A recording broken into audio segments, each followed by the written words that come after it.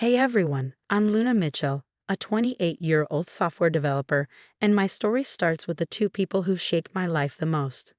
My incredible grandmother Eleanor, who raised me after I lost my parents in a car crash when I was 12, and Henry Cooper, my ex-fiancé, though we'll get to that part. One evening, as Grandma Eleanor adjusted family photos on the fireplace mantel of her sprawling mansion, she turned to me with a warm smile. "These coding contracts you're landing are impressive, sweetie, but I'm so happy you finally found someone worthy of you." I looked down at my engagement ring, smiling. "Henry is different, Grandma. He actually understands me. His real estate business is taking off, and he gets my tech talk." But not everyone was so convinced. Over coffee, my best friend Lisa gave me a look. "I don't know, Luna. Something about Henry seems off. It's like he talks about all these big deals but never really shows proof." I brushed it off with a laugh. "Not everyone needs to post their wins on LinkedIn, Lisa. He's just private about business." Then there was Rachel, Henry's sister, who hovered around like a new best friend. "Luna, darling, have you chosen the venue yet? Henry is just so excited for this wedding. Oh, and you may want to consider a prenup with Eleanor's fortune and all." I remember snapping back, "That's none of your business, Rachel." One evening, Grandma Eleanor surprised me with an unexpected announcement. "Luna dear, I want you to have early access to part of your inheritance. Let's make this wedding everything you've dreamed of." Henry's eyes lit up when I told him the news. Meanwhile, Marcus, Henry's best friend, was always around, a cheerful presence during our wedding planning. "Henry can't stop talking about you, Luna. I've never seen him so invested in a relationship." Yet Rachel's husband David was quiet, always watching, especially when Henry and Rachel had their whispered conversations. Once he muttered to me, "You're good for this family," with a look I couldn't quite interpret. Wedding planning consumed 6 months of my life. Henry convinced me to open a joint account for wedding expenses. "Practice for our future," he called it. I was so in love that I agreed to everything. 300 guests. I asked, seeing the guest list he prepared. "Eleanor's connections will be great for my business," he said with a grin. "This isn't about business, Henry. It's about us," I reminded him. "Of course, babe," he said, kissing my forehead. But his eyes flicked to the inheritance papers on my desk. Grandma Eleanor was thrilled, helping with every detail. "You'll be the most beautiful bride, sweetheart. I can finally rest easy, knowing you'll be taken care of." I just smiled, hanging up my wedding dress, ready for the biggest day of my life. If only I'd known what was coming. On the day of the wedding, I stood in the bridal suite, my hands shaking as I checked my phone for the 100th time.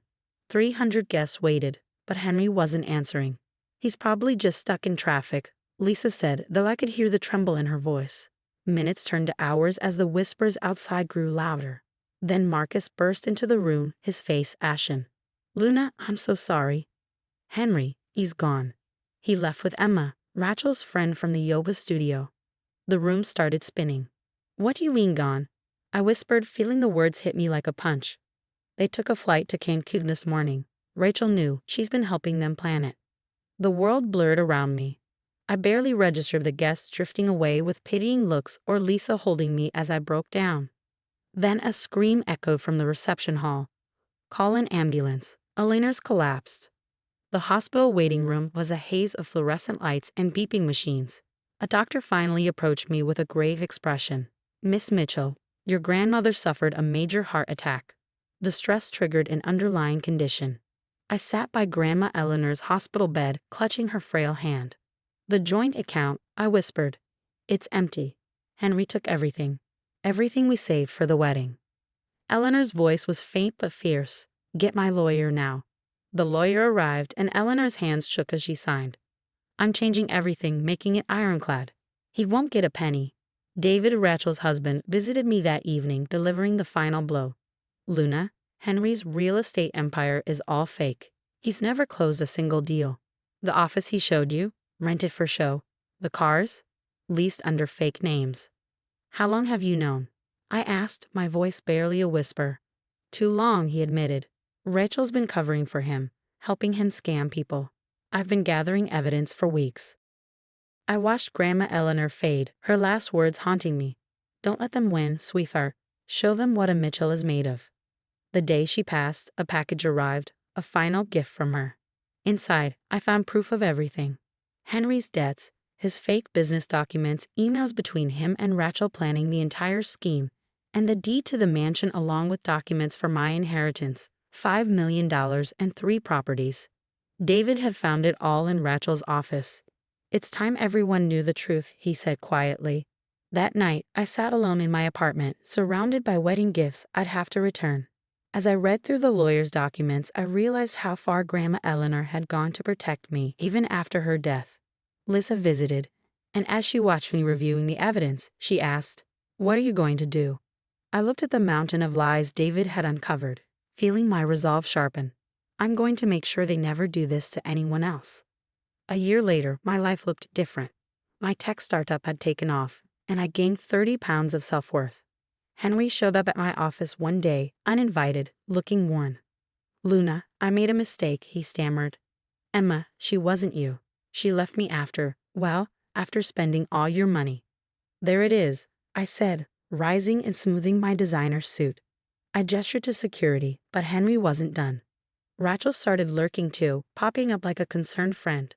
"Luna, sweetie, Henry's changed. And let's be honest, that inheritance should be shared. You two were practically married." Then came the lawsuit. Henry claimed common law partnership rights, saying we'd shared finances and lived as a couple. My phone buzzed one morning as Lisa burst into my office. "Mrs. Henderson called. Rachel's telling everyone at the country club that you manipulated Eleanor into changing her will on her deathbed." And then Marcus appeared at my door, guilt etched on his face. "Luna, I can't keep quiet anymore. I overheard Henry and Rachel the night before the wedding. It was all planned. You weren't the first. 3 other engagements in different states, all broken off after he drained his fiancé's wealthy families." I was stunned, but then my phone rang. It was David. "Luna, meet me at the diner on 5th. Bring your phone." At the diner, David slid a USB drive across the table. I planted a recorder in Rachel's study. "Listen." I slipped in my earbuds and Henry's voice crackled through. "Once we file the lawsuit, she'll settle. No one wants their family's dirty laundry aired in court." Then Rachel's voice. "The rumors about Eleanor are working. People are already questioning Luna's character." Henry chuckled. "With my charm and your connections, the judge will see we were practically married. Those fake documents you made about us living together. Perfect forgeries. Luna won't know what hit her." My knuckles turned white as I gripped the table. "David, why are you helping me?"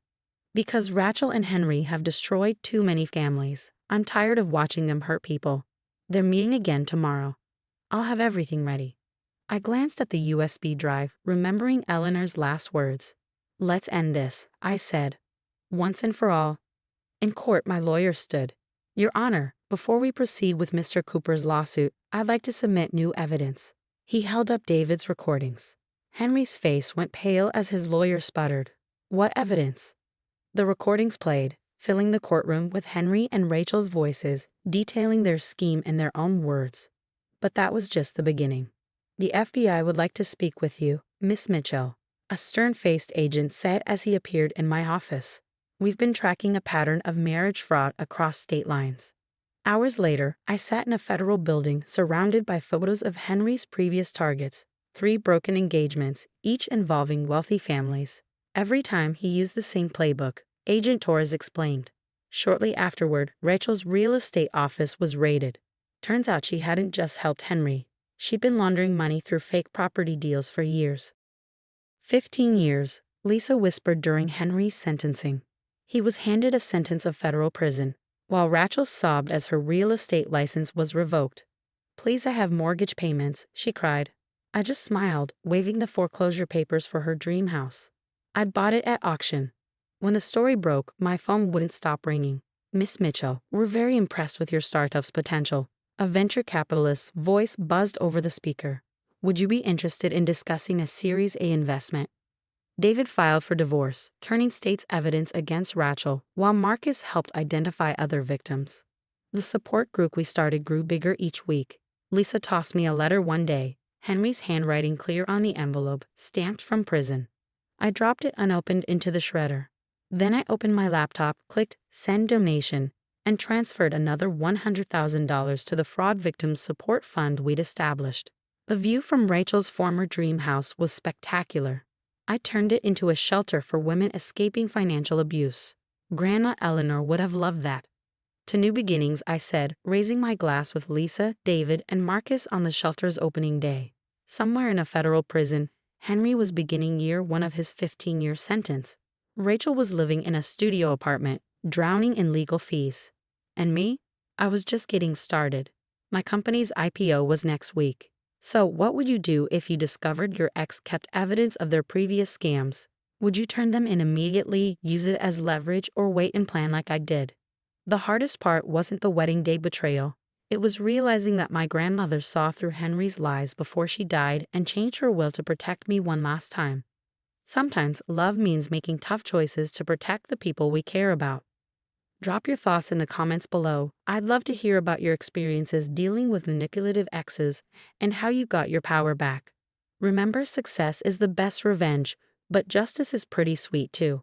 If this story resonated with you, make sure to hit that like button and subscribe for more tales of overcoming toxic relationships and coming out stronger. New stories drop every week about survival, revenge, and karma finally catching up to those who deserve it.